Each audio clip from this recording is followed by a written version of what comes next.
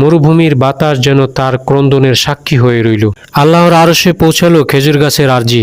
সে রাতে ফেরেশতা জিবরাইল আলাইহিস সালাম আদেশ পেলেন, যে গাছ আমার নামে কাঁদছে তার কণ্ঠ শোনো। আরবের মরু অঞ্চলের এক নিঃশব্দ প্রান্তরে দাঁড়িয়ে আছে এক প্রাচীন খেজুর গাছ। চারপাশে বালুর ঢিবি, হালকা বাতাস আর দূরে একটি মাত্র কূপ। গাছটি বহু বছর ধরে দাঁড়িয়ে আছে সেখানে। কত প্রজন্ম এসেছে গেছে, কত তৃষ্ণার্ত মানুষ তার রস পান করেছে, কত ছায়াহীন পথিক তার তলে বিশ্রাম নিয়েছে, তার কোনো শেষ নেই। কিন্তু সে বছরের শীতে প্রথম ভোরের আলোয় গাছটি অনুভব করলো তার বুকের ভেতরটা কেমন যেন ভারী হয়ে উঠছে। মৌসুম এসেছে রস কাটার। মানুষ আসবে বড় বড় ছুরি নিয়ে, গলা কেটে রস সংগ্রহ করবে।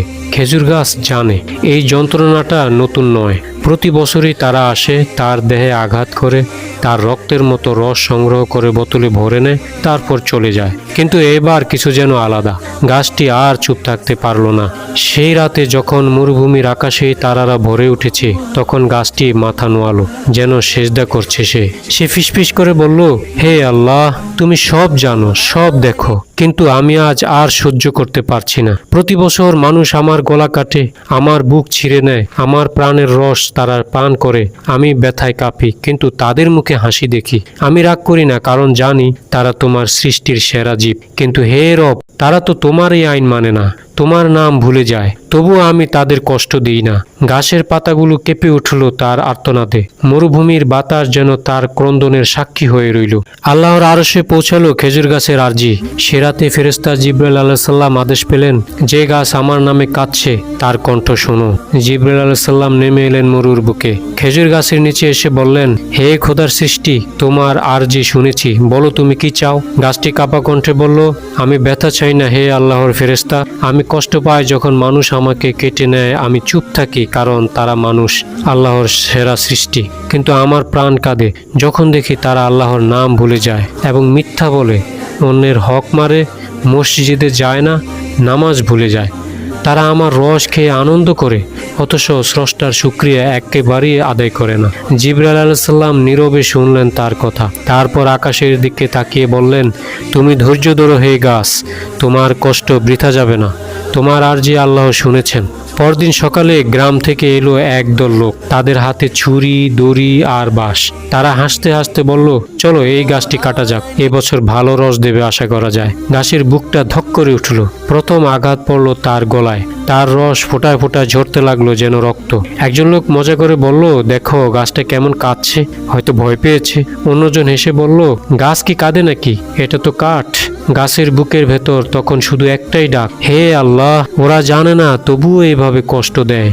রস ঝরছে, লোকেরা বোতল ভরছে, আনন্দে গান গাইছে, কিন্তু কেউ নামাজ পড়ছে না, কেউ আল্লাহর নাম নিচ্ছে না। খেজুর গাছ কাঁপছে, কিন্তু কণ্ঠে ধৈর্যের সুর, হে আল্লাহ, তুমি ন্যায় বিচার করো। সেদিনই হঠাৎ আকাশ অন্ধকার হয়ে গেল। বালুর ঝড় উঠল এমন ভয়ানক যে মানুষ পালাতে লাগলো। মেঘের গর্জনে যেন একটি কণ্ঠ ধ্বনিত হলো, হে মানুষ, তোমরা আল্লাহর নিয়ামত ভোগ করো, কিন্তু আল্লাহকে ভুলে যাও কেন? সবাই কণ্ঠ শুনে স্তম্ভিত হয়ে গেল। কেউ ভয়ে হাঁটু গেড়ে বসে পড়ল, কেউ ভয়ে কেঁদে ফেলল। একজন বৃদ্ধ ভয়ে ভয়ে বলল, আমরা রসের স্বাদ চেয়েছিলাম হে আল্লাহ, কিন্তু গাছের কষ্টের কথা ভুলে গিয়েছিলাম। ঝড় থেমে আকাশ পরিষ্কার হলো। সবাই দেখলো যে খেজুর গাছকে তারা কেটেছিল তার গলা থেকে আবার সবুজ পাতা গজিয়েছে। রস শুকিয়ে গিয়ে সেখানে খেজুর ফল ধরেছে, মিষ্টি, সুগন্ধি, অদ্ভুত আলোয় ভরা। মানুষ বিস্ময়ে তাকিয়ে রইল। একজন অপরজনকে বলল, দেখো গাছটা বেঁচে উঠেছে, এ তো আল্লাহর নিদর্শন।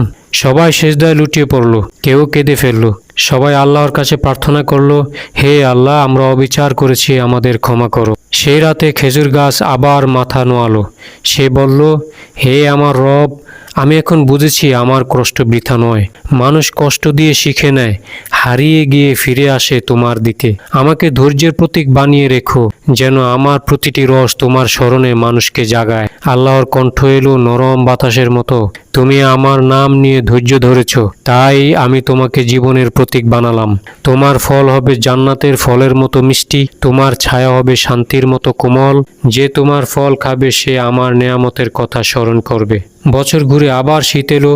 মানুষ এবার গাছ কাটতে এলো না। তারা গাছের নিচে বসে দোয়া করলো, নামাজ পড়ল, শিশুরা ফল তুলল, বৃদ্ধরা ছায়ায় বসে কোরআন পড়ল। খেজুর গাছ শান্তভাবে দুলছে বাতাসে। সে ফিসফিস করে বলল, মানুষ, আমি কষ্ট পাইনি বৃথা। তোমরা ফিরে এসেছ তোমার রবের দিকে, এটাই আমার মহান পুরস্কার। তার পাতার ফাঁক দিয়ে সূর্যের আলো ঝলমল করলো, আর মরুভূমি ভরে উঠল খেজুর ফুলের সুবাসে। এক গাছের ধৈর্য, এক সৃষ্টির শিক্ষা, আর এক রবের দয়ার সাক্ষ্য হয়ে। এই গল্পটি শুধু একটি খেজুর গাছের নয়, এটি প্রত্যেকটি নিয়ামতের এক একটি কণ্ঠ। আমরা মানুষ হিসাবে আল্লাহর দান ভোগ করি, কিন্তু কৃতজ্ঞতা আসলেই ভুলে যাই। গাছের মতো নীরব সৃষ্টি পর্যন্ত আল্লাহকে স্মরণ করে, অথচ আমরা যারা কথা বলতে পারি তারা কত সহজে ভুলে যায় তার নাম। খেজুর গাছের আরজি তাই আমাদের স্মরণ করায়, প্রকৃত শ্রেষ্ঠত্ব কাজের মধ্যে সৃষ্টিকে সম্মান করাই স্রষ্টার ইবাদত, আর ধৈর্যশীলতার ফল সবসময় জান্নাতের মতো মিষ্টি হয়।